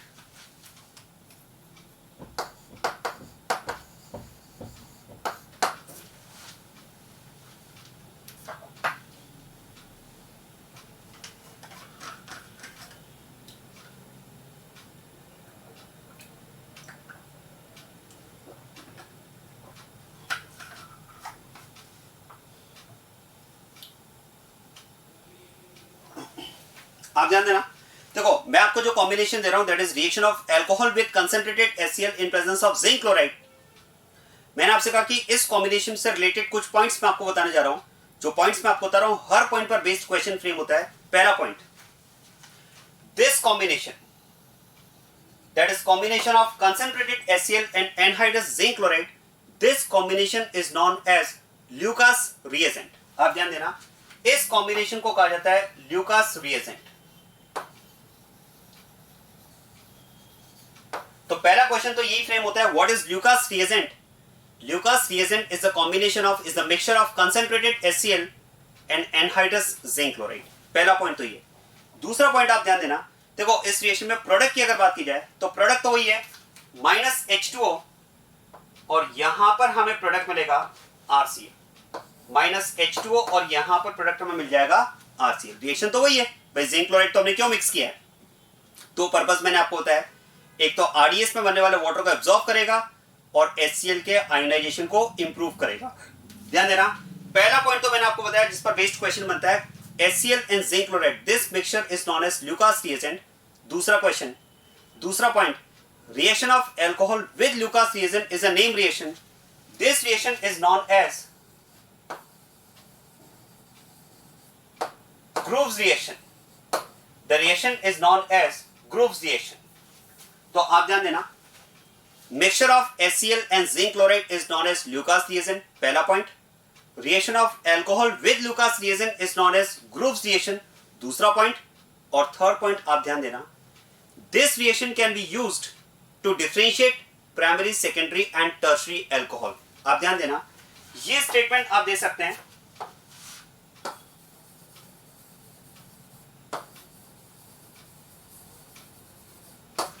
ध्यान देना, ये point number 3, Lucas reagent can be used to differentiate primary, secondary and tertiary alcohol. Primary, secondary and tertiary alcohols को differentiate करने के लिए आप इस रिएक्शन का यूज कर सकते हैं, या फिर आप कह सकते हैं आप ल्यूकास रिएजेंट का यूज कर सकते हैं. कैसे, जरा आप ध्यान देना. देखो होता क्या है, जैसे ही अल्कोहल की रिएक्शन ल्यूकास रिएजेंट के साथ में होती है, आरसीएल का फॉर्मेशन होगा, और जैसे ही रिएक्शन में आरसीएल का फॉर्मेशन होता है, रिएक्शन में सॉल्यूशन में टर्बिडिटी अपीयर होती है. आप ध्यान देना, with the completion of this reaction turbidity is appeared in the solution. ध्यान देना, जैसे ही अल्कोहल की रिएक्शन आप ल्यूकास रिएजेंट के साथ में लेते हैं, जो सॉल्यूशन है, जो रिएक्शन सॉल्यूशन है, उसमें टर्बिडिटी अपीयर होती है. आप टर्बिडिटी समझ रहे हैं, टर्बिडिटी क्या है? टर्बिडिटी का मतलब ऐसा समझ लें कि जो सॉल्यूशन है वो क्लाउडी हो जाएगा. मैं आपको एग्जांपल से बताता हूं. जैसे आप क्लीन वाटर लें, आप बिल्कुल एक ग्लास में आप क्लीन वाटर लें और उसमें आप डस्ट पार्टिकल डाल दें, उसमें डस्ट, ऐसा करें चौक की डस्ट डाल दें. अब आप सोचिए आपने क्लीन वाटर लिया है और उसमें अगर आप चौक की डस्ट डाल देंगे, तो जैसे ही वो चौक पाउडर का के पार्टिकल्स का सस्पेंशन होगा, वो पानी कैसा हो जाएगा? क्लाउडी. वो जो क्लाउडी सॉल्यूशन होता है ना, उसी को हम बोलते हैं टर्बिडिटी. और ऐसा ही क्लाउडी सॉल्यूशन बनता है इस रिएक्शन में, जिसको हम कहते हैं turbidity is appeared when alcohol is reacted with Lucas reagent. और वास्तव में ये टर्बिडिटी किसकी अपीयर होती है? आरसीएल की. ध्यान देना, ये जो मैं टर्बिडिटी अपीयर होने की बात कर रहा हूं, ये सॉल्यूशन में किसकी टर्बिडिटी अपीयर होती है? आरसीएल की. इसका मतलब ये हम कह सकते हैं, if turbidity is due to formation of RCl, या अगर हम ये कह रहे हैं कि आरसीएल की टर्बिडिटी हमें सॉल्यूशन में मिलती है, तो फिर तो मैं कह सकता हूं इसका मतलब ये हुआ appearance of turbidity is indication of formation of RCL. कह सकते हैं ऐसा. अगर हम ये कह रहे हैं कि जो टर्बिडिटी यहां पर अपीयर हुई है वो आरसीएल की टर्बिडिटी अपीयर हुई है, ऐसा अगर हम बोल रहे हैं, अगर हम ये बोल रहे हैं कि यहां पर जो टर्बिडिटी अपीयर हुई है वो आरसीएल की टर्बिडिटी अपीयर हुई है, तो फिर तो मैं कह सकता हूं इसका मतलब ये हुआ कि टर्बिडिटी अपीयर होना एक तरह से आरसीएल के फॉर्मेशन का इंडिकेशन है, राइट. और अगर हमें आरसीएल के फॉर्मेशन का इंडिकेशन मिल जाए इस टर्बिडिटी का अपीयर होने से, तो फिर तो मैं इस रिएक्शन का use primary, secondary and tertiary alcohols के को डिफरेंशिएट करने के लिए कर सकता हूं on the basis of appearance of turbidity. क्योंकि आप सोचिए, अगर मैंने 3 डिग्री अल्कोहल लिया, तो अब अभी मैंने आपको बताया कि 3 डिग्री अल्कोहल में तो हमें जिंक क्लोराइड की रिक्वायरमेंट भी नहीं है, क्योंकि 3 डिग्री अल्कोहल इटसेल्फ रिएक्टिव है, तो HCl के साथ में डायरेक्ट रिएक्ट कर जाता है. अब आप सोचिए, अगर आपने जिंक क्लोराइड मिक्स किया हुआ है, तो 3 डिग्री अल्कोहल में तो रिएक्शन बहुत ही फास्ट होगी. और वास्तव में इसमें हम बात करते हैं कि जो टर्बिडिटी अपीयर होती है वो इंस्टेंट टर्बिडिटी अपीयर होती है, इंस्टेंट टर्बिडिटी अपीयर होती है विद इन 2 to 3 सेकेंड्स. आप ध्यान देना, in case of 3 degree alcohol turbidity is appeared with in 2 to 3 second. मतलब एकदम इंस्टेंट टर्बिडिटी अपीयर होगी. क्या मैं कह सकता हूं 2 डिग्री अल्कोहल के केस में रिएक्शन कंपैरेटिवली लेस रिएक्टिव होगी, 2 डिग्री अल्कोहल के केस में रिएक्शन कंपैरेटिवली स्लो होगी. क्योंकि अभी मैंने आपसे कहा reactivity of alcohols for the reaction, reactivity of alcohols for the reaction is directly proportional to stability of respective carpetan. तो फिर तो मैं कह सकता हूं 3 डिग्री अल्कोहल के करस्पॉन्डिंग बनने वाला कार्पेटान स्टेबल होता है, तो उसमें रिएक्शन फास्ट होगी. और आप ध्यान देना, इस केस में टर्बिडिटी अपीयर होती है with in 2 to 3 second. 2 degree alcohol में टर्बिडिटी अपीयर होती है विद इन 3 to 5 मिनट्स. और ध्यान देना, अगर आप 1 डिग्री अल्कोहल ले रहे हैं तो 1 डिग्री अल्कोहल में रिएक्शन और भी स्लो होगी. और ध्यान देना, इनिशियली इसमें टर्बिडिटी अपीयर होती ही नहीं है. आप रिएक्शन में थोड़ा सा जब सॉल्यूशन को हीट करेंगे, ध्यान देना, रिएक्शन में आप जब थोड़ा सा हीट करेंगे, तो after heating turbidity is appeared after 30 minutes. On heating turbidity is appeared after 30 minutes. तो आप सोचिए, क्योंकि 3 डिग्री अल्कोहल इस रिएक्शन के लिए सबसे ज्यादा रिएक्टिव है, तो उसमें turbidity with in 2 to 3 second appear हुई। मतलब एक तरह से आप कह सकते हैं इंस्टेंट टर्बिडिटी अपीयर होगी। 2 degree alcohol comparatively less reactive है, तो turbidity is appeared after 3 to 5 minutes. और 1 डिग्री अल्कोहल में तो विदाउट हीटिंग तो टर्बिडिटी अपीयर ही नहीं होती, थोड़ा सा हीट करेंगे तो 30 मिनट्स के बाद में टर्बिडिटी अपीयर होती है। और ये अगर टर्बिडिटी के अपीयरेंस में डिफरेंस है, तो फिर तो हम आसानी से बता सकते हैं। देखो कि अगर हमें तीन बॉटल्स में 3 अल्कोहल दिए हुए, मान लो एक बॉटल में हमें कहा जा रहा है ब्यूटेन 1 ऑल है, एक में हमें कहा जा रहा है ब्यूटेन 2 ऑल है, और एक में हमें कहा जा रहा है टर्शियरी ब्यूटाइल अल्कोहल है। भाई एक में एन ब्यूटाइल अल्कोहल है, एक में सेकेंडरी ब्यूटाइल अल्कोहल है, और एक में मान लो टर्शियरी ब्यूटाइल अल्कोहल है, और हमें पहचानना है कि कौन सी बॉटल में कौन सा अल्कोहल है। आप सभी में ल्यूकास रिएजेंट मिक्स कर दो। क्या मैं कह सकता हूं जिस बॉटल में टर्शियरी ब्यूटाइल अल्कोहल होगा उसमें ल्यूकास रिएजेंट मिक्स करते ही इंस्टेंट टर्बिडिटी अपीयर हो जाएगी, तो वो tertiary butyl alcohol 3 degree. Secondary butyl alcohol जिस बॉटल में होगा उसमें टर्बिडिटी अपीयर होगी आफ्टर 3 to 5 मिनट्स। और जिसमें एन ब्यूटाइल अल्कोहल होगा, मतलब प्राइमरी अल्कोहल, उसमें आप ल्यूकास रिएजेंट ऐड करोगे तो टर्बिडिटी अपीयर ही नहीं होगी। जब आप उसको थोड़ा हीट करोगे तो टर्बिडिटी अपीयर होगी after 30 minutes. So this is how primary, secondary and tertiary butyl alcohols can be differentiated by using Lucas reagent. Clear हो गई बात ये। और देखो इस तरह का क्वेश्चन भी इसमें पूछा जाता है कि which of the following alcohol, ध्यान देना ऐसा क्वेश्चन इसमें पूछा जाता है, which of the following alcohol will give instant turbidity when reacted with Lucas reagent. अब इंस्टेंट टर्बिडिटी तो बस आप देख लो, 4 अल्कोहल, 4 ऑप्शन दिए हुए ना, आप तो देख लो जिस अल्कोहल के करस्पॉन्डिंग कार्पेट सबसे ज्यादा स्टेबल होगा वही सबसे पहले रिएक्ट करेगा, और जो सबसे पहले रिएक्ट करेगा उसी में इंस्टेंट टर्बिडिटी अपीयर होगी। आ रही बात समझ में? So this is the practical use of this reaction, practical use of Lucas reagent. It can be used to differentiate primary, secondary and tertiary alcohol. और ध्यान देना, ये आपको कोई टाइम पीरियड याद रखने की जरूरत नहीं है। देखो ऐसा क्वेश्चन नहीं आएगा कि सेकेंडरी अल्कोहल में टर्बिडिटी कब अपीयर होती है, after 5 minutes, after 5.5 minute, 6 minute, 6.5 minute, ऐसा नहीं है। एक जनरल आइडिया आपको होना चाहिए। और देखो आइडिया मैं आपको एडवाइस करूंगा आप इस तरह से माइंड में रखें। 3 डिग्री अल्कोहल में तो इंस्टेंट टर्बिडिटी अपीयर हुई with in seconds, 2 degree alcohol में विद इन मिनट्स, और 1 डिग्री अल्कोहल में आफ्टर हाफ एन आवर, और वो भी हीट करने पर। 30 मिनट्स है ना, हाफ एन आवर, तो देखो सेकेंड्स, मिनट्स एंड आवर, इतना गैप है। तो आसानी से आप इसको याद रख सकते हैं।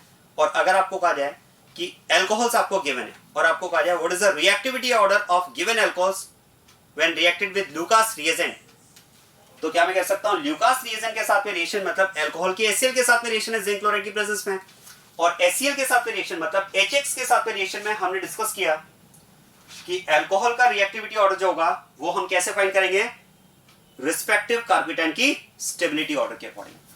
जो उनके करस्पॉन्डिंग बनने वाले कार्पेटाइन का स्टेबिलिटी ऑर्डर होगा वही रिस्पेक्टिव अल्कोहल्स का रिएक्टिविटी ऑर्डर हो जाएगा इस रिएक्शन के लिए। सो this is about reaction of alcohol with HX।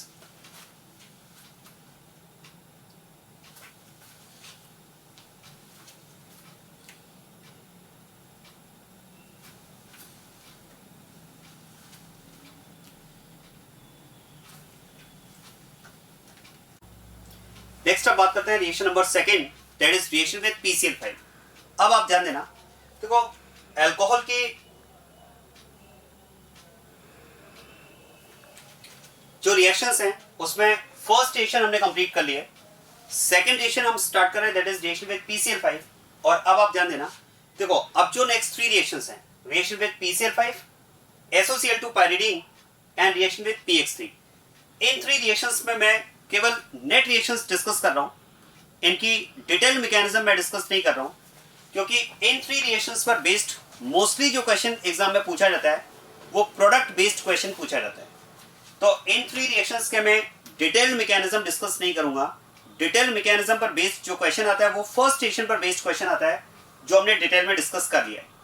तो अब ये 3 रिएक्शंस में केवल नेट रिएक्शंस डिस्कस कर रहा हूं, और इनमें जैसा कि मैंने आपसे कहा प्रोडक्ट बेस्ड क्वेश्चन आते हैं, और इन रिएक्शंस के प्रोडक्ट हम कैसे आइडेंटिफाई करेंगे तो उसकी हमारे पास ट्रिक है। वो ट्रिक मैं आपको बताता हूं, उनसे आप इन 3 रिएक्शंस पर बेस्ड जो क्वेश्चंस एग्जाम में मोस्टली पूछे जाते हैं वो आप आसानी से कंप्लीट कर सकते हैं। आप ध्यान देना।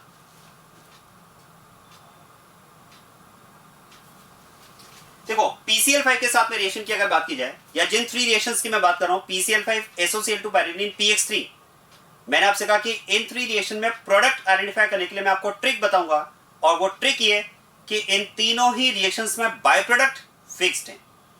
इन तीनों ही रिएक्शंस में बाय प्रोडक्ट फिक्स्ड है। आप ध्यान देना, अगर आप PCl5 के साथ में रिएक्शन करवाते हैं तो ध्यान देना PCl5 के केस में जो रिएक्शन होगी उसका बाय प्रोडक्ट हमेशा फिक्स्ड होगा। POCl3 is always formed as byproduct in reaction with PCl5। जब आप ऑर्गेनिक सबस्ट्रेट की रिएक्शन PCl5 के साथ में करवाएंगे तो मैंने आपसे कहा इसमें बाय प्रोडक्ट हमेशा फिक्स्ड होगा। यहां पर आपको हमेशा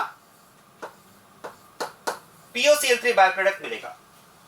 ये आपको केवल ट्रिक याद रखना है PCl5 की रिएक्शन में। और देखो मैंने आपसे कहा कि when compound is reacted with PCl5 you will get POCl3 as a byproduct that is fixed in the reaction with PCl5। ये बात मैं इसलिए कर रहा हूं क्योंकि देखो ऑर्गेनिक केमिस्ट्री की अगर हम बात करें तो ऑर्गेनिक केमिस्ट्री में बहुत सारे कंपाउंड्स हैं जिनके साथ में PCl5 रिएक्शन शो करता है। मैं आपको बता दूं, देखो PCl5 की रिएक्शन हम एल्कोहल के साथ में ले सकते हैं जो आपके सामने है। PCl5 can react with alcohol, it can react with ether, phenol, carboxylic acid, ester, anhydride, aldehyde, ketone, cyclic ether, बहुत सारे कंपाउंड्स हैं जिनके साथ में PCl5 रिएक्शन शो करता है। अब देखो आपको ये लिस्ट याद रखने की जरूरत नहीं है कि PCl5 कौन कौन से कंपाउंड्स के साथ में रिएक्शन शो करता है। आपको तो बस ये याद रखना है whatever is the compound if it is reacted with PCl5, यहां पर कंपाउंड कोई भी हो, चाहे एल्कोहल हो, कार्बोक्सिलिक एसिड हो, एनहाइड्राइड हो, अमाइड हो, फिनॉल हो, एल्डिहाइड हो, कीटोन हो, ईथर हो, साइक्लिक ईथर हो, चाहे यहां पर कंपाउंड कोई भी हो, अगर PCl5 के साथ में रिएक्शन गिवन है तो बस आपके माइंड में ये होना चाहिए कि POCl3 तो पक्का बनेगा, ये तो बनना ही बनना है। अब ये ट्रिक अगर आपको पता है कि इस रिएक्शन में बाय प्रोडक्ट POCl3 बनेगा ही, तो बस हम क्या करेंगे, जो भी कंपाउंड आपको यहां पर गिवन होगा PCl5 की रिएक्शन में आप सबसे पहला काम क्या करेंगे, POCl3 बना दो। सबसे पहला काम POCl3 को अलग करो। अब आप सोचिए, अगर मुझे ये पता है कि whatever is the compound when it is reacted with PCl5 I will get POCl3 surely as one of the compound, तो फिर तो मैं सबसे पहले यही करूंगा कि यहां पर POCl3 को अलग करने का काम करूंगा। और जैसे ही मैंने POCl3 को अलग किया, अदर प्रोडक्ट मुझे अपने आप क्लियर हो जाएंगे, अदर प्रोडक्ट अपने आप सामने आ जाएंगे। आप सोचिए अगर POCl3 बनना ही है तो मैंने POCl3 को अलग किया, अब आपको समझ में आ रहा है अदर प्रोडक्ट्स क्या बनेंगे, आसान है। एक तो प्रोडक्ट बनेगा RCl और एक बनेगा HCl। इस तरह से आप PCl5 की रिएक्शन के प्रोडक्ट को आसानी से पहचान सकते हैं। तो यहां पर हम बात करेंगे RCl and HCl will be formed along with POCl3। आगे बात समझ में? तो बस आप ये याद रखें कि अगर आपको PCl5 दिया हुआ है तो POCl3 तो पक्का बनेगा ही, चाहे यहां पर कंपाउंड ऑर्गेनिक सबस्ट्रेट, चाहे आपको एल्कोहल दिया हो या कोई दूसरा ऑर्गेनिक कंपाउंड दिया हो, whatever is the organic compound given in reaction, whether is it alcohol, ether, carboxylic acid, amide, ester, anhydride, phenol, aldehyde, ketone, ether, cyclic ether, जो भी दिया हो, PCl5 अगर आपको दिख जाए तो सबसे पहले आप रिएक्शन में POCl3 को अलग करो, क्योंकि जैसे ही आप POCl3 को अलग करेंगे बाकी प्रोडक्ट आपको अपने आप दिख जाएंगे। तो केवल ये नेट रिएक्शन आपको PCl5 की याद रखना है। देखो मैकेनिज्म बेस्ड क्वेश्चन नहीं आता है, इसलिए मैं डिटेल मैकेनिज्म डिस्कस नहीं कर रहा हूं, बस सेफर साइड लेकर केवल इतना सा मैं आपको नोट करवा रहा हूं। This reaction completes with SN2 mechanism. ये रिएक्शन SN2 मैकेनिज्म से कंप्लीट होती है, बस सेफर साइड लेकर आप इतना सा माइंड में रखिए। और आप सोचिए अगर SN2 मैकेनिज्म से कंप्लीट होती है मतलब यहां पर आप कह सकते हैं there will be inversion in configuration. यहां पर कॉन्फ़िगरेशन में क्या हो जाएगा, इन्वर्जन हो जाएगा। होता है SN2 रिएक्शन में इन्वर्जन, SN1 में तो रेसिमिक मिक्सचर बनता है और SN2 में इन्वर्जन होता है। तो ये केवल आप थोड़ा सा हिंट आपको होना चाहिए, बाय चांस क्वेश्चन आ जाए। वैसे चांसेस बिल्कुल नेग्लिजिबल हैं, मेनली क्वेश्चन आता है प्रोडक्ट बेस्ड, और प्रोडक्ट पहचानने का तो सबसे अच्छा तरीका मैंने आपको बता दिया। PCl5 दिख जाए ना, सबसे पहला काम क्या करोगे, POCl3 अलग करो, बाकी प्रोडक्ट आपको अपने आप सामने दिख जाएंगे, right. And mechanism involve in the reaction is SN2. So inversion will be observed during the reaction. ठीक है, अब इस पर बेस्ड मैं कुछ क्वेश्चंस आपको दे रहा हूं, वो क्वेश्चंस आपको ट्राई करने हैं.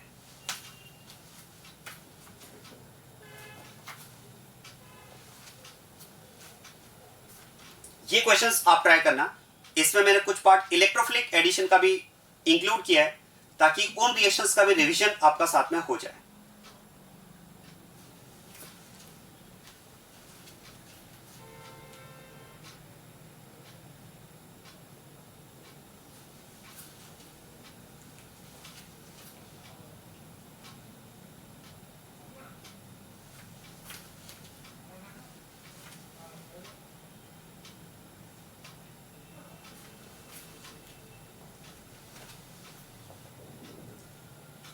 तो ये क्वेश्चंस आप ट्राई करिएगा, इनके आंसर मैं आगे डिस्कस करूंगा.